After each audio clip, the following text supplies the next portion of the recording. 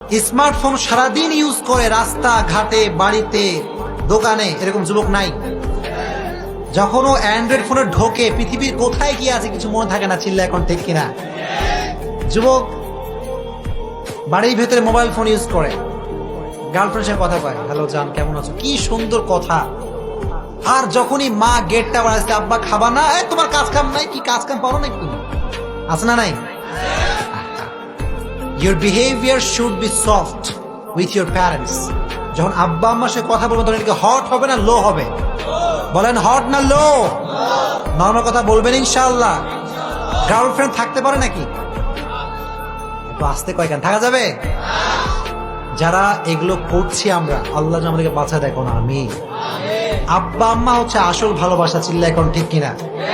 আর ভালোবাসা যেটা করবা এটা আফটার ম্যারেজ, বিয়ের আগে না পরে। যখন বিয়ের আগে না পরে পারা যাবে ইনশাআল্লাহ।